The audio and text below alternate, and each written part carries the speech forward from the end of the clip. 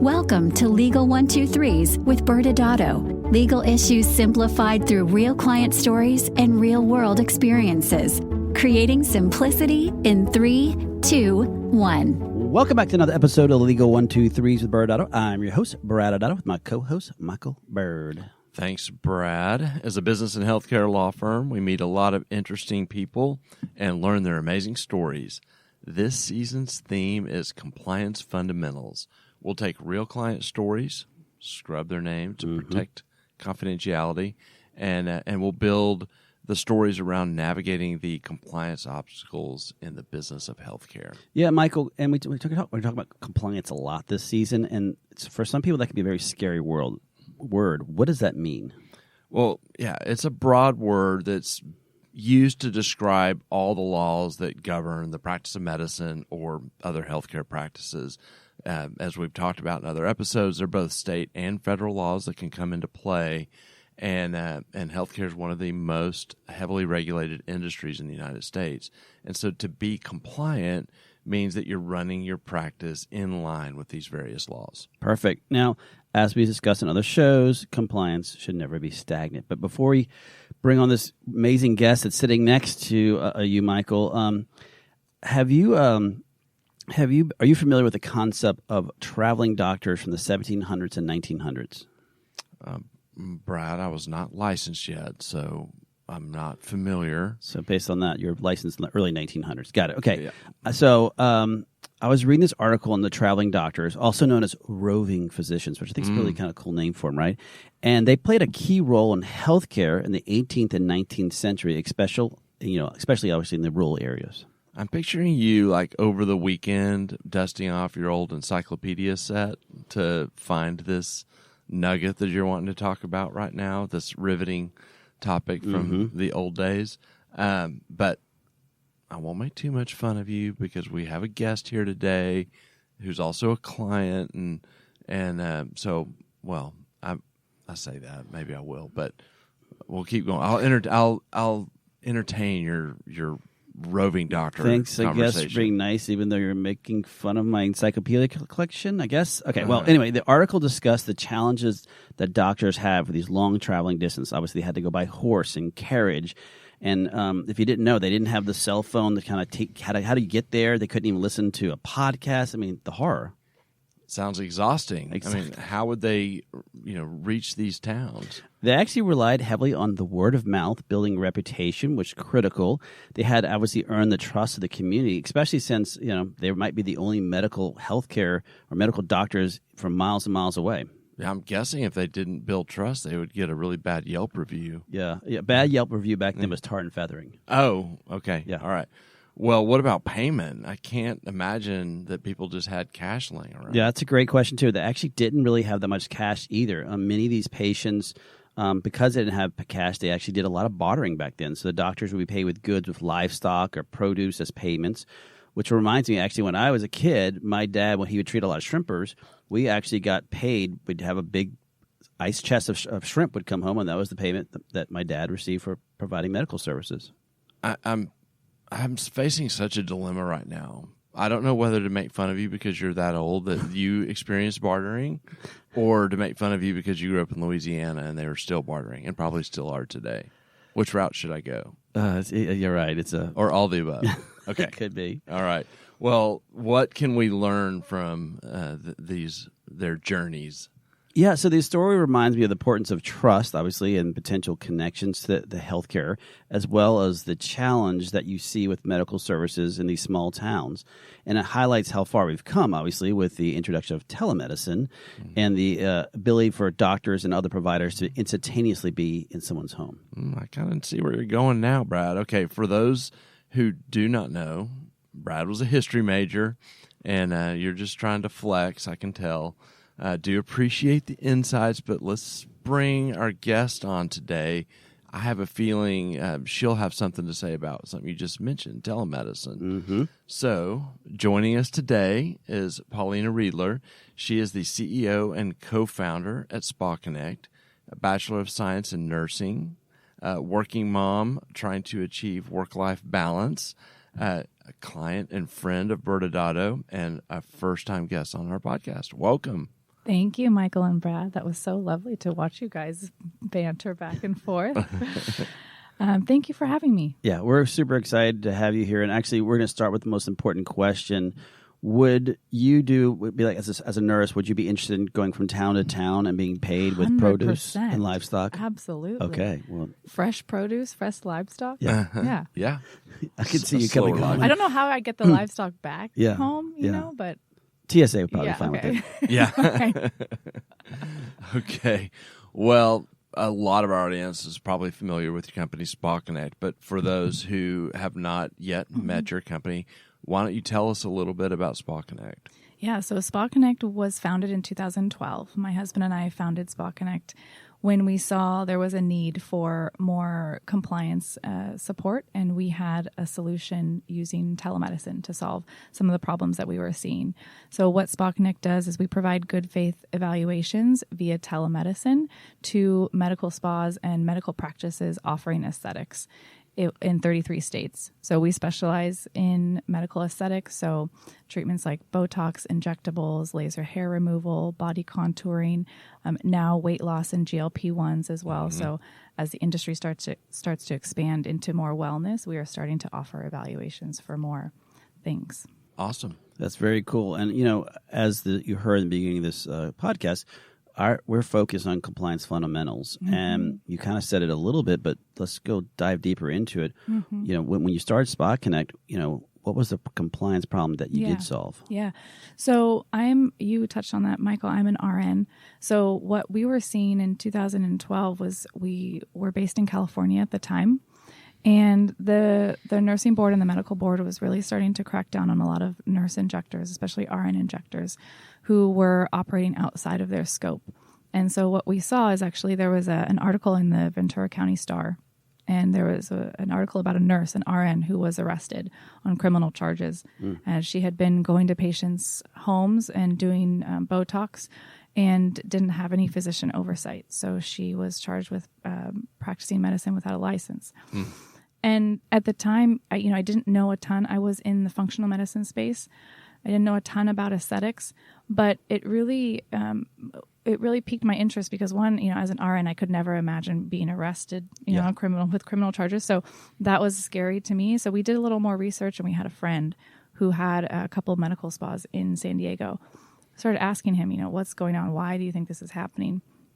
And he explained to us that in order to get a physician or a nurse practitioner to do a good faith exam, you have to either, pay them, hire them, retain them. And at that time, not a lot of people were using telemedicine. So for this particular case, right, the nurse is wanting to go to people's houses. And what is she going to do? Bring the physician with her? That's just very costly, right? Yeah.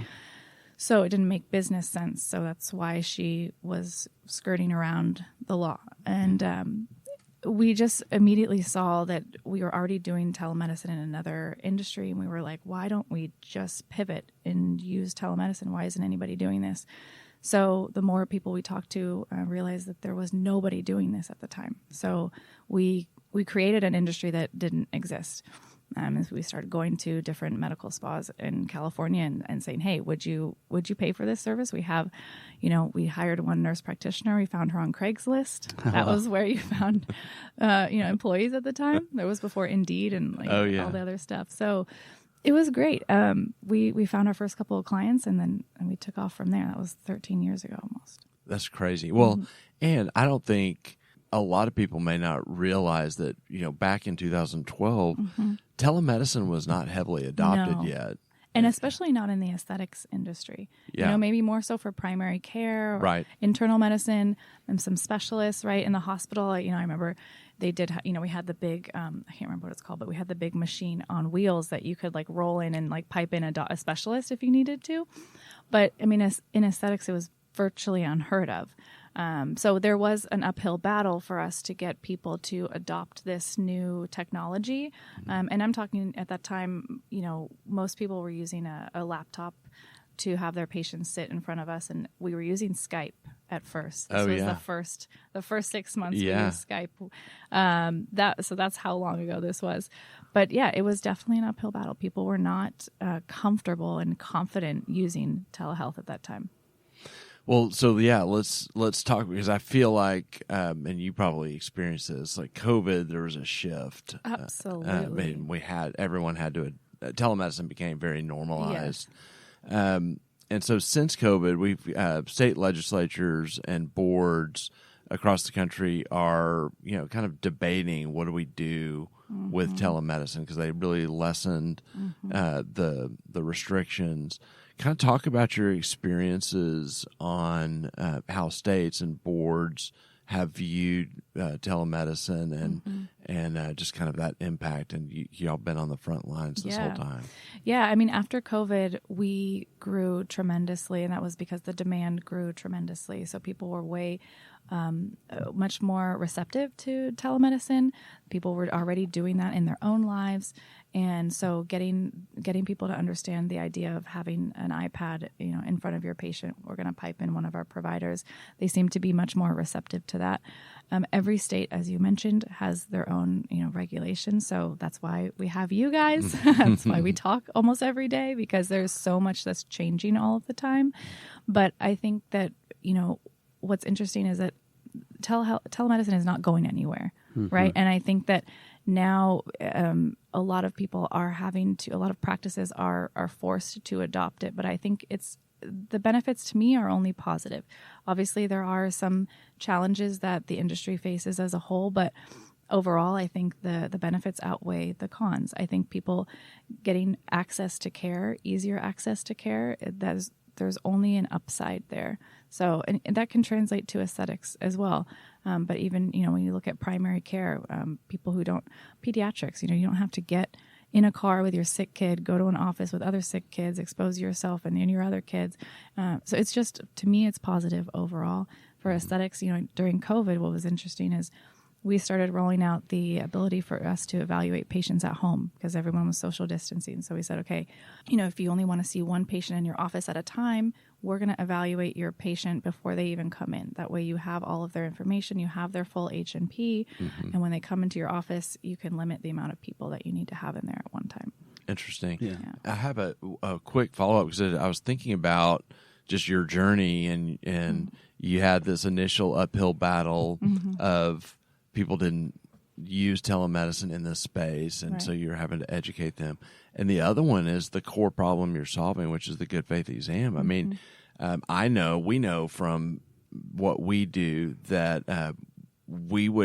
people would be reduced to tears when we would tell them that you're supposed to have this step in the treatment process where a nurse practitioner or PA or doctor is evaluating a patient and making clearing them for a treatment. Talk about what that was like, raising awareness. Did you have resistance when you were trying to 100%. We had a lot, and I'm sure that we both have similar experiences in that respect, as you counseled people, like you said. But I think it definitely made us, I think, more resilient as a company. It made us, really have to hone in on the process that we go through with all of our clients, which it's easier now. It's much more of a sort of, I would say, more widespread of an understanding of what a good faith exam is, even though there's still a lot more education that needs to be done. But in the beginning, I would say, the people who were coming to us in the beginning was all through word of mouth. The first 6 or 7 years of the business's existence, we did not invest in any marketing or advertising. It's all referrals and word of mouth. And so these are people who genuinely, cared about compliance or had already been through an investigation. Yeah. Right. And then they're telling all their friends about what happened to me, and then that's scaring the crap out of their friends. And so they're coming to us. But I will say that I always joke, like, we had a lot of clients in the beginning who begrudgingly became clients because they really didn't understand the need, but they were like, everyone's telling me I need to do this. I really don't want to. I don't understand why I need to pay you guys. I've been operating like this for 20 years. I've been doing Botox 20 years. I know what I'm doing, right? So we still get some of that, and it is challenging, but we just always try to reiterate the I don't like to scare people too much, but I do like to use the client stories that I've had. And every client that we've had who has been using SpaKinect, who has been investigated by a board, we've never had any issue with them using SpaKinect. We've gone through, our clients have gone through investigations with multiple state medical boards. So we're super confident. Obviously, we have the best legal team on the planet. So we're super confident in our process. And so I like to use those stories to try to help clients understand, the ones who are giving me resistance. But, at a certain point, I also can't convert everybody. So they've got to be willing to spend the resources and the time and be willing to invest in the longevity of their business. I can picture like the hardest calls you get are probably like some mean attorney named ByrdAdatto told me I need this, and he's the worst. The guy's awful. I heard about him. Yeah. Well, and I think it's interesting because I'm going to ask you a question that you kind of answered, but before COVID, I know Michael and I would speak nationally on the use of telemedicine, and people eyes would glaze over because no one was familiar with it. But for those audience members who still haven't really experienced, kind of walk our audience through like what is telemedicine and how does SpaKinect kind of use it, especially in the aesthetic industry? Yeah. So we use a synchronous telemedicine model. That means that the patient and our provider are speaking to each other at the same time. So we use a video platform that's built into our system. It's HIPAA compliant. The way that it works is that when a patient comes into a medical spa, let's say ABC Med Spa, they come in, they have an appointment. Usually the client will book them like 15 minutes early if they need a good faith exam done or if they need it renewed. So the patient will come in. Typically, they'll put them in the treatment room and they'll hand them an iPad or a mobile device. They'll input the patient's name, their date of birth, what are the treatments that patient's wanting to get, and then it will instantly connect. Typically within 2 minutes, one of our providers picks up, which is a pretty short amount of time to wait, and then they'll go through an evaluation. So they'll ask them questions about their health history. What medications are you taking? What's your surgical history? Anything that's going to be really relevant to the treatments that they're getting or wanting to get.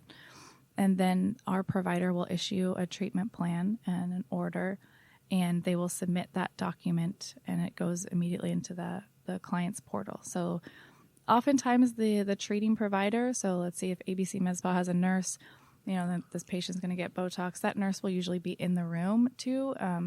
Sometimes they'll step out for the consult and come back, and that gives our providers an opportunity to talk to that RN and say, hey, this patient has has a history of skin cancer. Make sure you're going to avoid this area or that.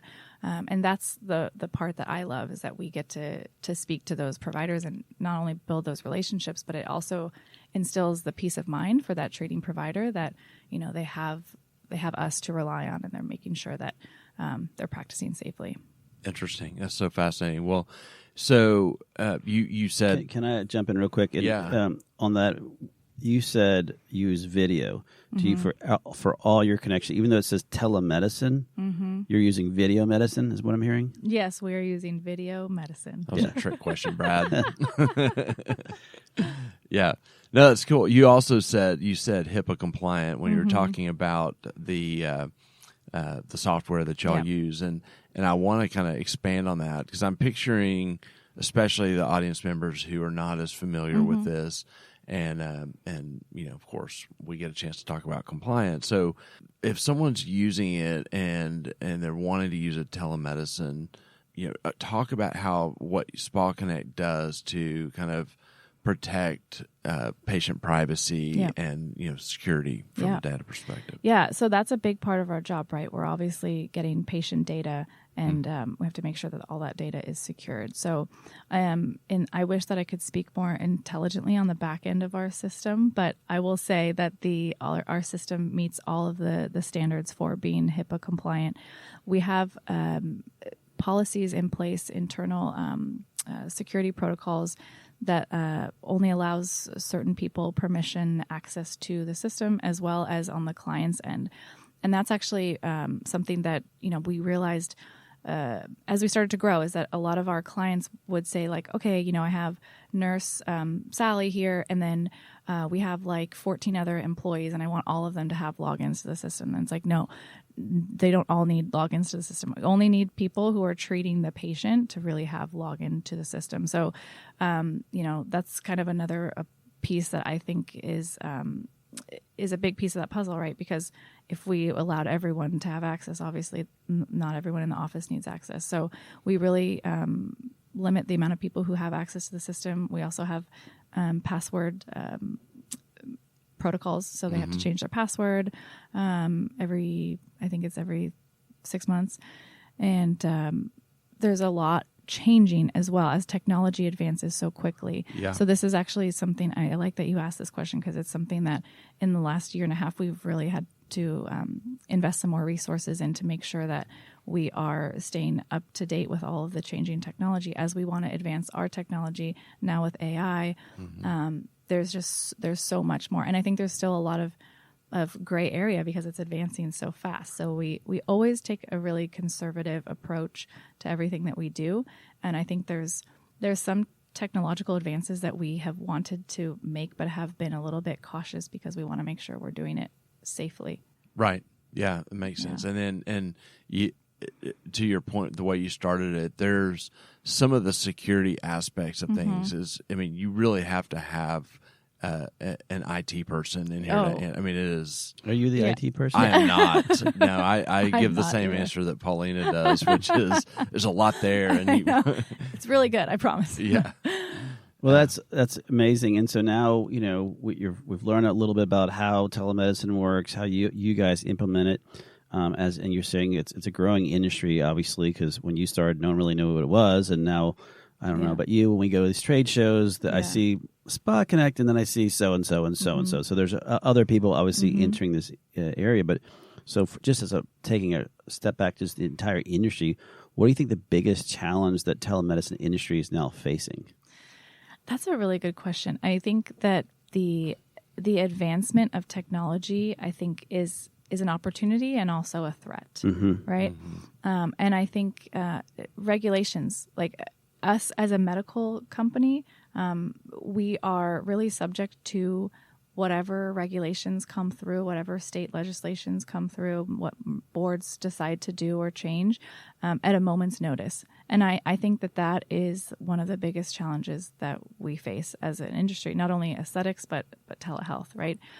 Because there are 50 states that can decide what, and they're all on a different agenda. Right. And so it makes, for companies who are doing telehealth in all 50 states, it's a very complex issue to navigate, right?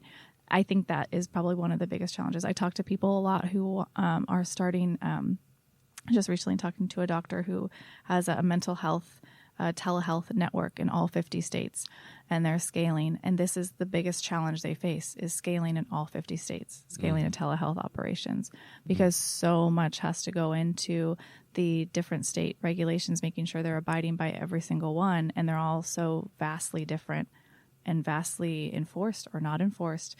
So I think that is a huge challenge. Have you noticed, I'm pivoting a little bit, just thinking about your journey from 2012 to now, have you noticed the states becoming more sophisticated on things like the good faith exam? Yes. And I love that. I mean, people might think the opposite, but I really like when they actually release what it is that they want you to be doing or not doing, because it just leaves less up to interpretation and less gray area. So I actually like when states are more explicit. Texas has some pretty clear language. There's New York, there's California, but there are states where it is still like the Wild West, right? And there is so much gray area. And we always tell our clients that it's best practice to have a good faith exam done before treating any patient with a medical procedure, but they'll come back and say, well, the state board doesn't say anything about good faith exams. And I think that is a little bit tricky too, because good faith exams is kind of an industry term, right? So I try to use other words like a history and physical or an order. But yeah, I would prefer that every state would just tell us what we can do. Yeah. And then final question for the audience's benefit. Do you have like a certain type of license of the people that do the good faith exams for Yes. SpaKinect? Yep. So they're all nurse practitioners. They're all licensed nurse practitioners in multiple states. Sometimes we have PAs that work with us as well. And then we have physicians that oversee all of those nurse practitioners on our team. Awesome. Busy crew. A busy crew. Yeah. Yeah. No, I mean, we blew through our 25 minutes. No. It was so crazy. We're, believe it or not, already out of time. It was so fun It was having so you fun on. talking compliance with people that like to talk compliance. Yes. You I what know. mean? Yeah, we got to stick together. There's not many There's of not us. many of us. Michael has compliance is awesome on his back. He'll show you later. Compliance is cool. Yeah. Yeah. Well, thank you so much for joining us on the Legal 123s with ByrdAdatto. We'll go to break next, and then Brad, you and I can come back with a little legal wrap-up. Perfect. Thank you guys for having me. Absolutely. Thanks for coming. All right. Many business owners use legal counsel as a last resort rather than as a proactive tool that can further their success. Why? For most, it's the fear of unknown legal costs. ByrdAdatto's Access Plus program makes it possible for you to get the ongoing legal assistance you need for one predictable monthly fee. That gives you unlimited phone and email access to the legal team, so you can receive feedback on legal concerns as they arise. Access Plus, a smarter, simpler way to access legal services. Find out more. Visit ByrdAdatto.com today. Welcome back to Legal 123 with ByrdAdatto. I'm your host, ByrdAdatto, with my co-host, Michael Byrd. Now, Michael, this season, our theme is compliance fundamentals. And we just had an amazing conversation with Paulina and really diving deep in the telemedicine world. But, with the time we have left, what are some takeaways that you've learned today? Yeah, I was thinking about kind of where we left off our conversation, not the part where we were all enjoying geeking out on compliance conversation, Yes. but the part where I asked her, who SpaKinect uses to solve the problem of good faith exam.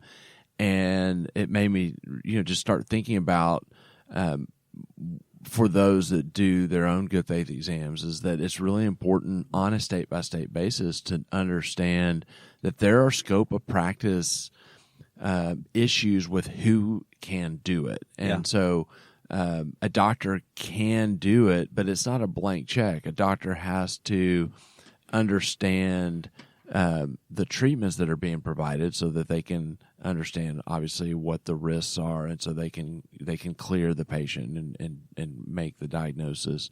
And the same would go for anyone, a nurse practitioner or a PA. And then, generally speaking, nurse practitioners across the country can do a good faith exam, again, assuming that they have the proper training and understanding that each state may look at this, the certification that goes with an NP a little bit differently. And so NPs, for those who don't know, receive this kind of advanced training in a specific area. And so some states, may view, an NP that, for example, treats the pediatric population as not having that advanced status for, cosmetics for adults.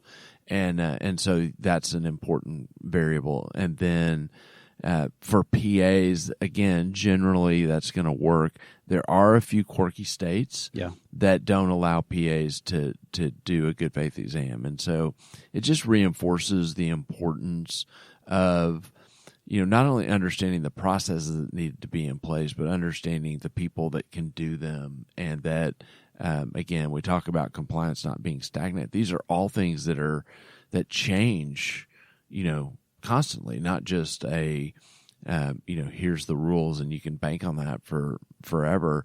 And then the final piece to that is that if the board is enforcing it, they may be in a heavy enforcement climate, or they may be a state that hasn't enforced it at all, and you have to factor that in.